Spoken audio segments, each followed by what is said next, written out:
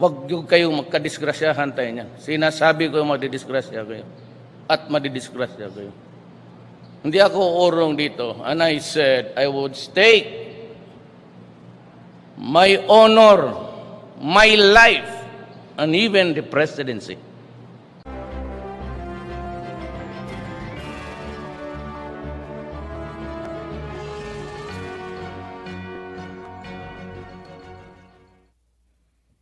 Magandang umaga, Malacañang Press Corps. Let's now have Presidential Spokesperson Harry Roque. Good Monday morning, and good morning to the ladies and gentlemen of the Malacañang Press Corps. It was brought to the President's attention that alleged corruption activities have been taking place at the V. Luna Medical Center. The President has since read the reports of the Presidential Anti-Corruption Commission and the Armed Forces of the Philippines Chief of Staff, General Carlito Galvez. Based on the reports, several high-ranking officials and employees of V. Luna Medical Center, Health Service Command of the Armed Forces of the Philippines undertook anomalous purchases of equipment and engaged in fraudulent transactions, including ghost purchasing, splitting of contracts to circumvent mandatory bidding processes, and conceiving fictitious suppliers. President Duterte has ordered the relief and court-martial proceedings against the top military brass, which includes Brigadier General Edwin Leo Torrela Vega, Commander of the AFP Health Service Command, Colonel Antonio Punzalan, Commander of the V. Luna Medical Center, Chiefs of Management and Fiscal Office, and the Logistics Office of the AFP HSC, among others. The Chief of Staff, General Carlito Galvez, has also said that he will immediately relieve General Torrela Vega and Colonel Punzalan immediately and will convene court-martial proceedings against them without prejudice to the investigation to be conducted by the Ombudsman for the Military. On habagat, patuloy po ang aming pagpapaalala sa publiko na maging alerto at ligtas. Mamayang hapon ay personal na titignan ng Pangulo ang mga binahang lugar sa Metro Manila. Kanyang ipinag-utos sa mga ahensya ng gobyerno na paintingin ang mga serbisyo sa mga naapektuhan at siguraduhin ang kaligtasan ng lahat. According to the most recent update from the National Disaster Risk Reduction and Management Council, a consolidation of the effects of habagat enhanced by tropical cyclones Henry, Inday, Josie, and Carding as of 6 a.m. today, August 13, 978 areas have experienced flooding in regions 1, 3, Calabarzon, Mimaropa, 6, 10, CAR, and NCR, of which floodwaters in 778 areas have already subsided. As of this morning, a total of 133,812,308 worth of assistance was provided by the Office of Civil Defense, the Department of Social Welfare and Development, the Department of Health, local government units, and non-government organizations with affected families in Regions 1, 3, Calabarzon, Mimaropa, 6, NCR, and CAR. Ito ang panahon ng pagkakaisa at bayanihan. Lubos kaming nagpapasalamat sa lahat sa patuloy na pagkakaabot ng tulong sa ating mga kababayan. Good news, despite the earlier bad news, we welcome the results of the 2018 United Nations E-Participation Index, where the Philippines scored a very high EPI. Specifically, the country ranked 19th out of 193 countries. This is a huge improvement compared to the country's 216 EPI rank of 67. As a component of the biennial UN e-government survey, the EPI specifically measures the government's efforts in using online services or tools to enhance access to information and public services and to promote better public policy decision-making. We expect to get a better ranking as we promote GovTech, government technology, with the passage of Ease of Doing Business and Efficient Government Service Delivery Act. Another good news, magandang balita po sa mga magsasaka ng kape. Naglaan ng halagang 354.6 million ng Department of Agriculture para sa pagpapalago ng produksyon ng kape sa ating bansa na inaasahang makakaani ng 214,626 metric tons sa taong 2022. This is part of the goals of the Philippine Coffee Industry Roadmap 2017-2012 in achieving to make the country coffee self-sufficient. The Coffee Industry Roadmap is a collaboration between the DA, the Department of Trade and Industry, which aims to help coffee farmers attain inclusive growth through a value chain approach, as well as increase and sustain yields and incomes, improve farm productivity, and enhancement of farmers' capabilities and skills. Questions, please. Tuesday New.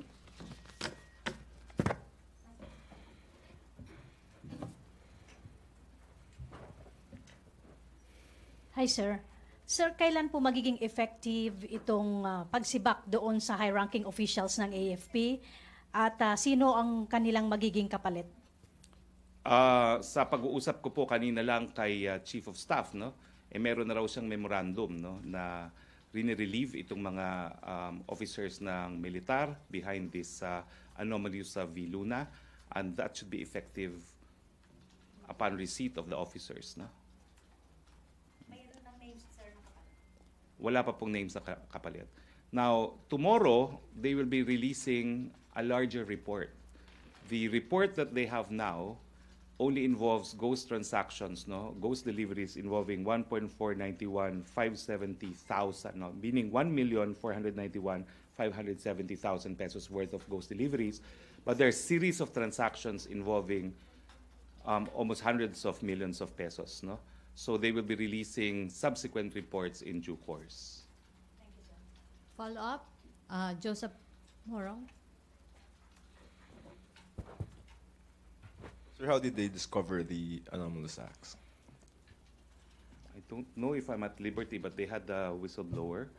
And of course, the whistleblower went to the proper channels that did the investigation. The President ordered the Presidential Anti-Graft Commission to investigate, and he also ordered the Chief of Staff to look into the matter. The investigation period started when and ended when? I have no dates, but the reports came in last Monday, which explains why the President was very aggravated in talking about corruption in the last cabinet meeting, because there was the issue of both Radyo Pilipinas and Viluna, which information which he had just received concerning fraudulent activities in both agencies. So, sir, this practice has been going on for several years, I suppose? Yes, it did not just start during the administration of President Duterte. It apparently has been ongoing for a very long period of time. Okay, so how did the president personally feel? He said that He's ballistic, because only recently he ordered that the sum of 50 million a month be released, no, to Viluna, to make sure that Viluna will have sufficient funds to cover all medical requirements of members of the Armed Forces of the Philippines. And of course, only to find out that bulk of the funds, or much of the funds, may be going to pockets of corrupt officials of the armed forces. So remember when he started with the administration, he went there and then checked for himself the facilities. What kind of ghost deliveries did not They also include medical equipment, and medicine? explaining hence the president's frustrations and anger. Okay, thank you.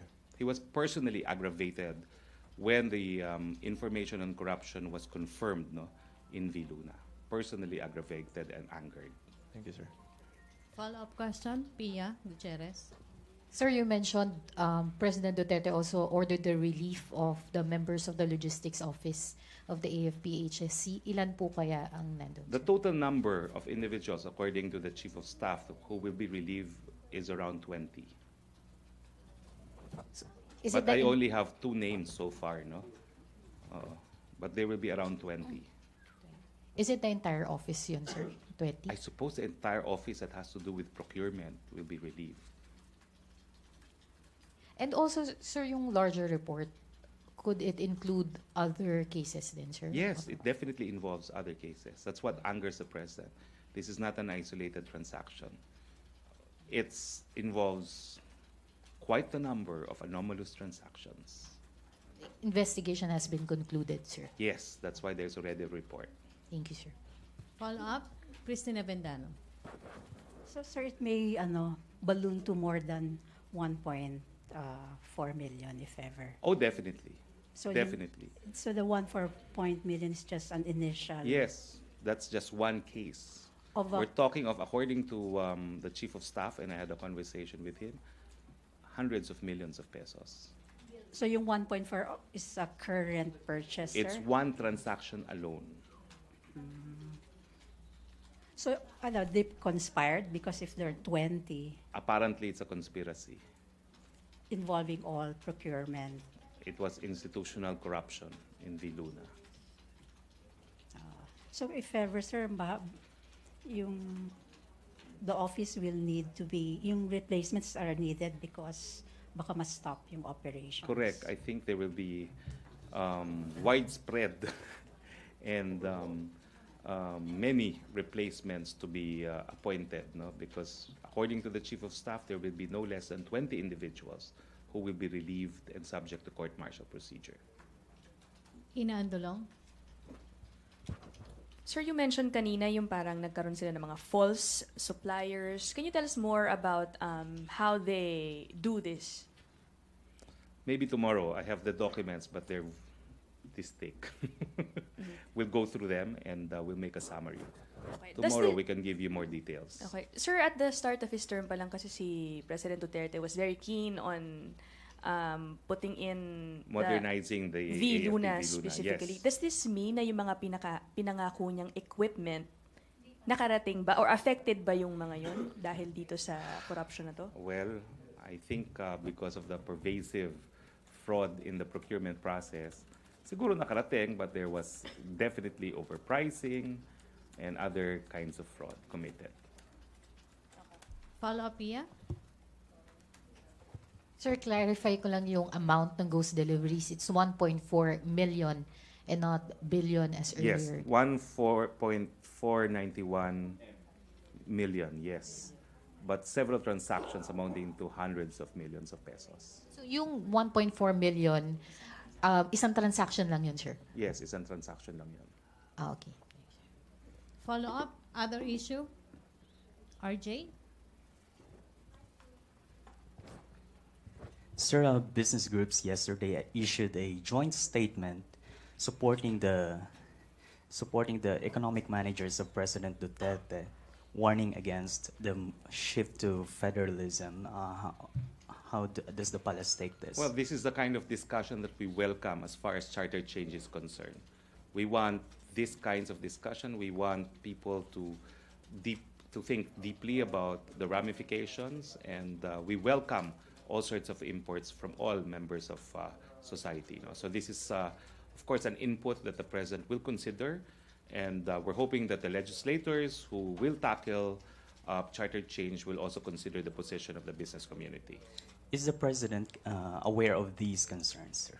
He is now aware of these concerns, and he has said that it's not insurmountable. So po pwede naman po yan pag-aralan at hanapan ng solusyon.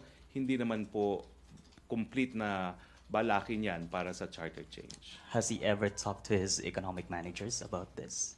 I know that he has, yes. He has listened attentively to what they were saying, but he wants solutions. Okay, sir. Thank So you. he's looking for solutions. Justinio.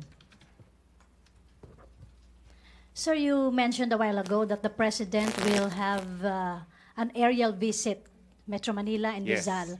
But will he also personally visit the victims, like for example in several evacuation areas, because they are looking for the President's presence? I think that is his intention. As to exactly where he will go, he will just be there for security reasons. I think he will go to the areas most affected by the floodings, no? And that will be today. But I don't know exactly what time because he has 4 engagements in his diary today, 2 of which are public, 2 are private. So he may opt to cancel the private meetings, I think, no? If he wants to go. May follow-up question? Other issue? Ina? Okay, Ina. Sir, nakarating na po ba kay Pangulo yung reports of yung 6.8 billion ba or million? Billion pesos worth of shabu that supposedly slipped through customs? Alam po niya na may ganyan at syempre po nagtatanong din siya anong magagawa natin para hindi na mangyari yan, no? Alam nyo, it shows na talagang sophisticated na yung ating mga kalaban dito sa gera laban sa droga, no? Dahil ginagamit nila yung mga ano tawag doon, mga magnetic lifters, no, na talaga naman pag sa loob ng magnetic lifter hindi makikita ng X-ray, no. So alam niya po ang pangyayari, may tiwala siya kay General La Peña, may tiwala siya sa PIDEA.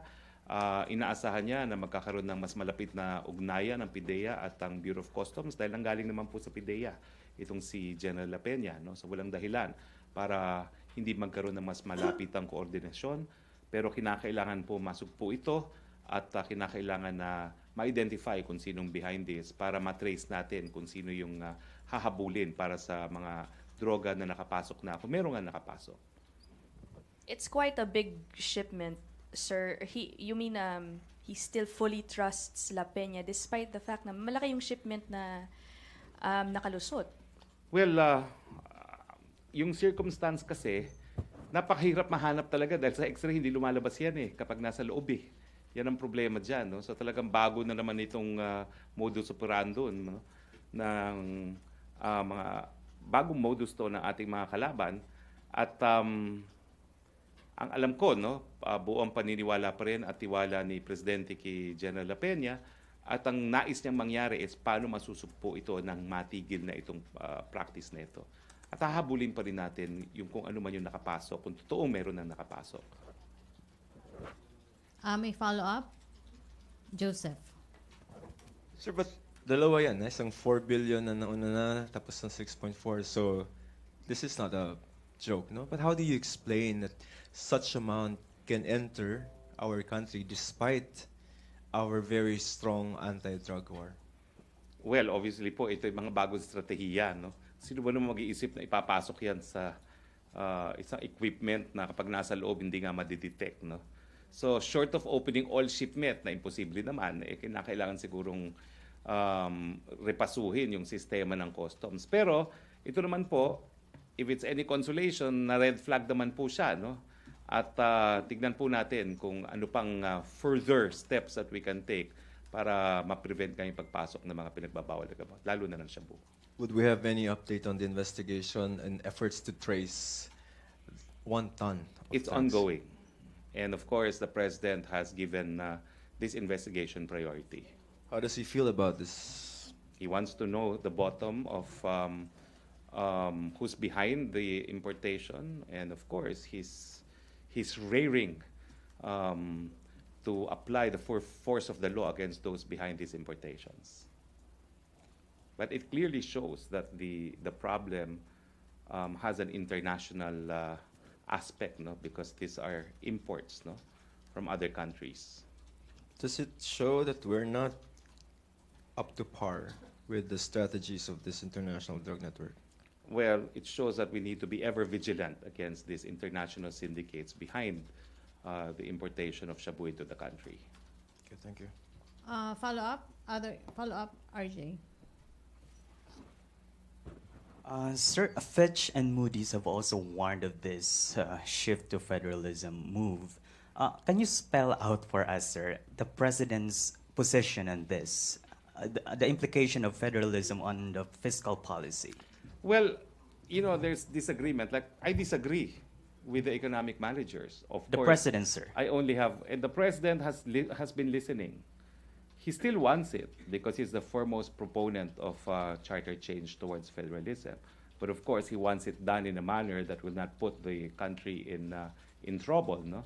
But that's why he's exploring now all options and has ordered that everyone should study it. He's asking members of the Congress to look into the matter very seriously because ultimately it's Congress that will submit to the people the proposals, no? Okay, sir. Thank you. Ina, follow-up. May other issue, Ina? Sir, may timeline na po ba tayong tinitignan doon sa pagbalik nung Balanghiga bills? All I can say is what I've mentioned in my press release. We're happy to hear that there's this development, although we will await final word from relevant authorities, both Philippine and U.S. Sir, just to be clear about it, final na ba yung decision? As We- far as you're concerned, is it We already don't final? know. That's what I'm saying. We heard reports. We hope they're true, but we await the final confirmation from relevant authorities. So we don't have a date yet, or a week or a month when it could actually happen, the Balangigi bells coming back. We don't have even formal confirmation from our own DFA. So we continue to await words from any advice on this in this regard from the DFA. No? That's why our statement is we're hoping it will happen, but we await the official words from relevant authorities, both American and Philippine. Lastly, sir, may declaration na po ba ng holiday for Eid al-Adha? They say it's going to be on August 22nd. Wala pa po ako nare-receive. As soon as we receive ang SOP naman natin, you're first to know through our Viber group. Rosalie Cos. Hi sir, official reaction po ng Malacañang, sinususpindi po ng House yun po nga briefing regarding sa budget dahil ayaw po nila ng cash-based budgeting at hanggat hindi naayos ng DBM, hindi sila magkakaroon ng budget briefing. Kanina po, sabi ko, we are puzzled. Ano ba yung ginamit kong word kanina? Shocked at saka curious. Ngayon po, we're alarmed. Maybe we should use a more strong language. For the past 2 years, wala pong problema ang palasyo sa budget. Although nung past 2 years na yon, nandun ako sa Kongreso as Deputy Minority Leader, ako yung pinakamaingay sa budget hearing. No? Pero ako lang po yung maingay doon. The rest of the administration congressmen were in full support of the budget. So kauna-unahang pagkakataon to na yung House po na may supermajority na supposedly administration, sila po humaharang ng budget. Parang nabaliktad na po. Baka nga hindi na kailangan na magkaroon ng minority floor leader dahil mukhang minority na yung in power doon sa Kongreso. No? And I realize these are very harsh words. But it's harsh words intended to deliver the message that we are completely shocked at the resistance of the House because we were confident that when there was a change of leadership, we would still deal with very close allies. So sir, how do we address this concern? Paano natin paano tayo mag-meet? Kasi di po ba inaagad po yung budget? The ball is in the hands of our allies in Congress. But we're not blinking. We're not scared of a reenacted budget. And the congressmen better ask themselves what will happen to their pet projects because under a reenacted budget, it is Malacañang that will determine which budgets will be implemented. Okay. I don't think they want that. Pia Gutierrez. Sir, balik lang po dun sa drug shipment. Sir, what does it say about the effectivity of the administration's drug war? I don't think you can judge the effectivity on the basis of this haul. If at all, we got them twice. Huge shipments, no? So it shows we must be doing something right. But as far as apparently deterring international drug syndicates from importing, we've not made a dent, so we have to be relentless in continuing with our campaign, and we need to discover who are really behind these importations and go after them. But doesn't this discovery mean that the drug lords are actually emboldened to undertake such a big and sophisticated action? Sir? I do not know whether or not we can make that conclusion. No? What I can say is kung kulang pa ang ating efforts, dadagdagan pa. Hanapin natin kung sino talaga yung nag-i-import na yan and we will deal with them accordingly. Nagalit po ba si Presidente nung nalaman niya ito? Well, siyempre, ang iniisip niya, kailangan mahuli na talaga kung sino itong mga nagpapadala ng mga droga nito, kung kinakailangan magkaroon ng kaugnayan with different sovereign states to apprehend them, so be it. Sir, what's our basis to measure the effectivity of the drug war? We have the facts and figures po, the total haul, and as you know, we now have record highs of amount of drugs actually destroyed by the state. No? So sa amin, and of course, there's also the super high prices of shabu now in the market, no, which shows that supplies have dwindled. Thank you, sir. Okay, questions, MPC? Last question, Joseph Morong. Sir, yun lang report sa international, no? I think the US conducted overflights over the South China Sea and the West Philippine Sea, and there are 2 warnings, no, from China to the US. First, talking to the US, they said that, and I quote, US military aircraft, Papa 8 Alpha, this is Chinese military. China has sovereignty of the Nansha Islands, Spratleys. including Inaudible Reef and its adjacent waters. Is that assertion correct? We don't know. I don't have information yet. Investigation will be conducted. Pero if the information is true, the good news is di naman nagpatakot yung ating mga piloto. Tinakot sila, di sila nagpatakot, tinuloy pa rin nila yung lipad nila dahil meron naman talaga tayong teritoryo doon. Sir, that statement, China has sovereignty over the Spratlys or the Nansha Islands. Is that correct? Well, the Philippine pilots continued their flights. They disregarded that. So that means? That means that we are upholding our title. That we are asserting our sovereignty because we conducted the overflight over our islands. Sir, just the tone. The one that I read to you was addressed to the U.S. military, but this one is addressed to our Philippine Navy. It said, Philippine military aircraft, I'm warning you again, leave immediately or you will bear responsibility for all the consequences. Your comment on the tone. Tatanungin ko po kung totoo yan at kung totoo yan, tatanungin ko yung piloto kung minura niya. Why, sir? Yun ang sagot. Tatanungin ko na kung minura niya. Kasi tinakot siya eh. So, mga Pilipino, hindi naman tayo madali matakot dahil matagal na tayong takot. But where do you think is China coming from with this kind of I statement? don't know. Ask China. As far as the Filipino pilot is concerned, he continued his flight. And this kind of statement will not stop us? They will not stop us. We will continue with our flights. We will assert our sovereignty. And if need be, Filipino pilots will die for our sovereignty. Okay, last question, Christine. Sir, just on the budget suspension by the House, will the President go to the extent of talking to Speaker Arroyo on this matter?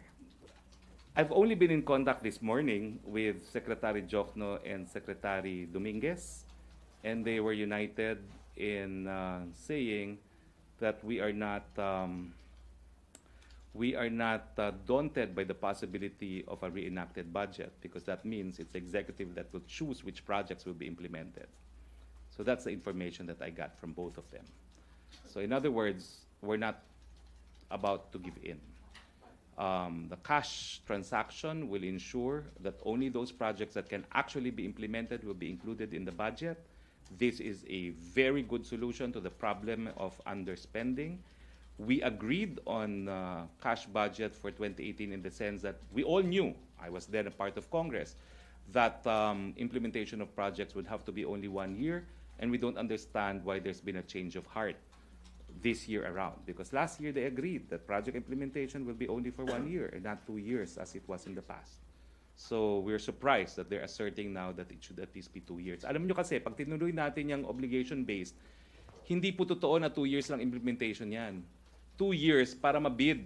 Pero yung actual implementation of the projects can be 3, 4, 5 years down the line. Kaya nga, yan yung benefit ng cash base. Kasi hindi lang dapat mabid out. Dapat magawa yung project within the year.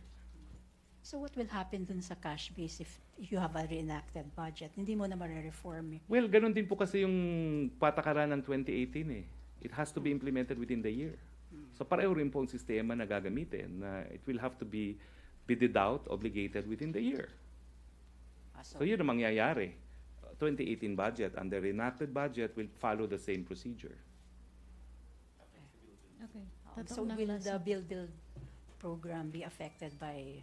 Actually, yun nga pong pinagtataka namin dahil sa Build program po, kinonsider na namin yun kasi executive nga nag-propose nun eh. So wala pong epekto yan sa Build. So hindi po kami talagang convinced na may dahilan para sila itumutol. So what could be the reason? Well, I was there, of course, as minority leader. I had to make sure that my colleagues had their pet projects in the National Expenditure Plan, and the executive naman was always willing to listen. No?